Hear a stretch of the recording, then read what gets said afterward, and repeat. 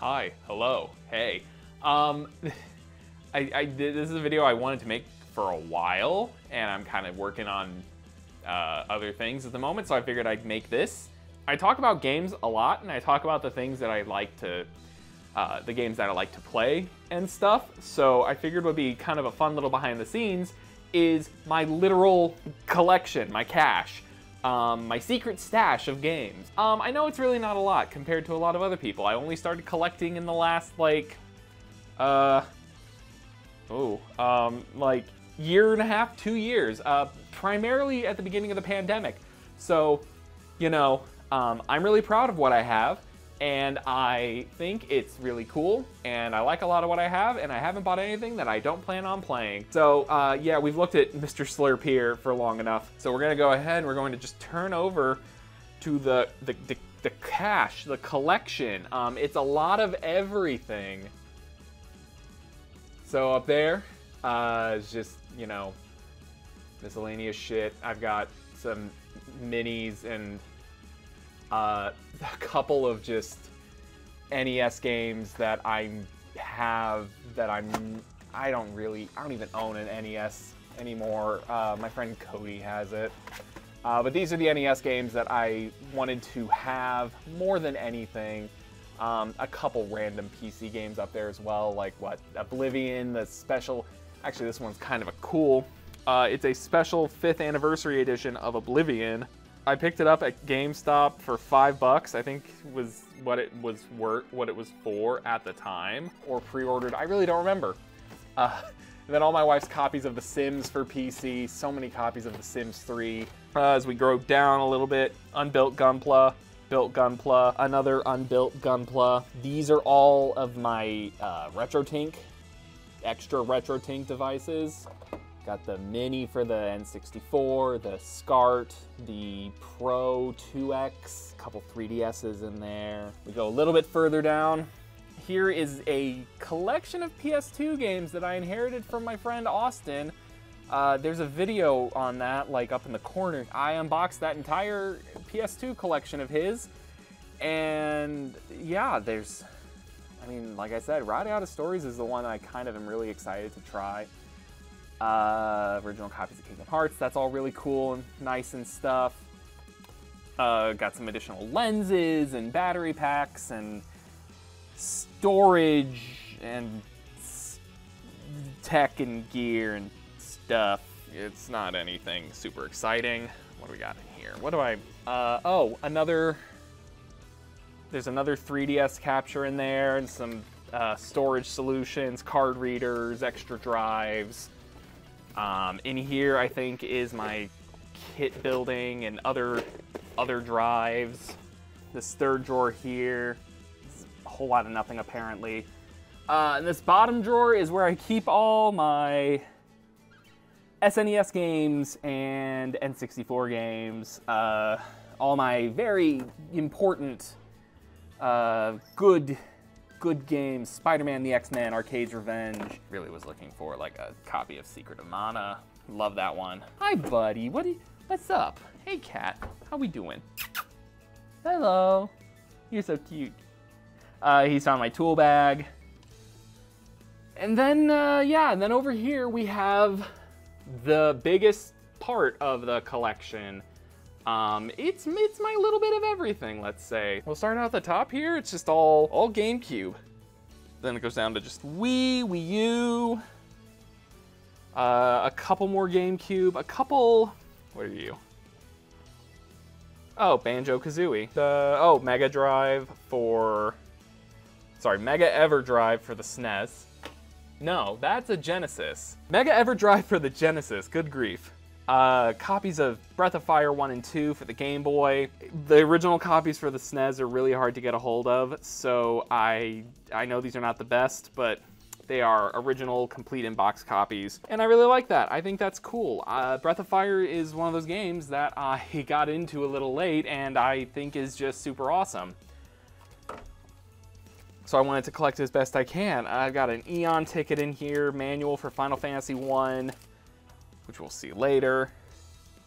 All of the PlayStation 1 games. Then we go into more PS2. Some of these PS2 games, I will say specifically, are mine. I had them before. I got the rest of the collection, like Tack and the Power of Juju, the Mega Man X collection, Tales of the Abyss, PS3, that's my Vita, PS4, more PS4. I don't know why Lunar is down here. Xbox 360 and Xbox One from my wife. Those are all primarily hers. And then we go a little further down again. We've got SNES games. These games are not the original boxes, but I can't remember. I think I got them from a third-party game box creator, and I really think they're just like super cool. They're nice and hard, like almost like a Genesis cartridge case. They fit the cartridge right in. It's sturdy. They look great on the shelf next to the originals. Considering I only have one original. This is original game reproduction case. Original game reproduction case. I don't even want to talk about you. You are reproduction game, reproduction case, but I love the Tales series so much that I just had to get this guy. Then we got some Game Boy, original Japanese crystal. I actually think the Japanese boxes for the Game Boy Color and the Game Boy Advance were so much cooler than what we got here in America. Again, as just a brief example, we got Golden Sun, and then Japan's version of Golden Sun. And just like, the shape is just so much cooler. I can't lie. I think the shape is what gets me. The shape is just that cool. 3DS, DS, just another Sims game. Very minimal Genesis collection because all I care about is Shining Force. I saw a video recently of someone talking about game packaging, and I have to agree about one point that they made.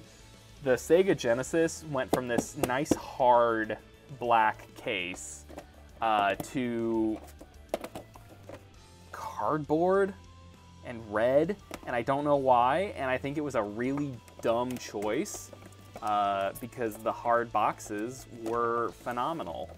They still look good. I mean, look at that. That's Shining Force and Shining in the Darkness. They're great. They stayed in good condition and didn't have to go in any super special packaging, unlike the second one that had to go in a protective sleeve.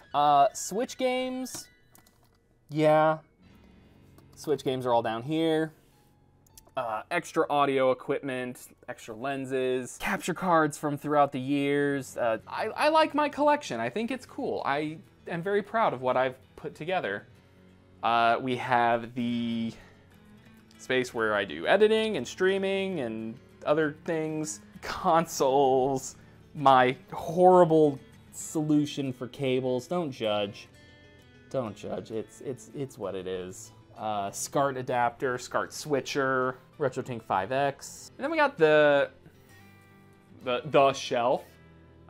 We are very minimal in the amount of shelves we have, as in there is just one. So it tends to have a little bit of everything.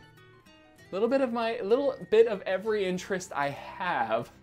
Mostly my gunpla storage. I don't collect Funko anymore, but Sora just had to go up there. Thundercats Ho, Star-Lord, Mighty Morphin Power Rangers, Super Sentai, Final Fantasy, Digimon. Yeah. But down here is where we really get into the fun. The Wii U is here. There's my copy of Final Fantasy 1 from the Stranger of Paradise video. If you recall, my friend Ben was the cartridge. N64, Retro Fighters controller adapter, EverDrive, because literally it's the only way I will play it. Sega Genesis with Shining Force still in it. SNES with Illusion of Gaia. My wonderful GameCube, my original GameCube with Component, modded to have the internal card reader so that I can rip all my games from my Wii and store the ROMs. I loved this. I thought it was the best investment I've made. And then we've got all the ridiculous amount of Nintendo Power, and let's see, that's the Nintendo Powers. This is the strategy guide section. I haven't bought a strategy guide in so long, but I think they're awesome. And we don't talk about this. This is where cables live and extra controllers. You don't belong down here now that I'm looking. There's my Game Boy in there. Did I put any of the Pokemon games in there? No, I put my Wormlight. Put the Wormlight in there. And, oh, hey, there's my copy of Gold in my Game Boy. Just hanging out in there. But yeah, that's all that. Then just swing around again. Little bits of cool gamingness. Map of Golden Sun. Map from the original Final Fantasy. Yeah, so, you know, it's not a lot. But I think it works for what the space I have and the amount of collecting and interest I have in the retro scene. Let me know if you saw a game in here you'd like me to talk about at some point. And, you know, thanks for being around. I couldn't do this without all of you.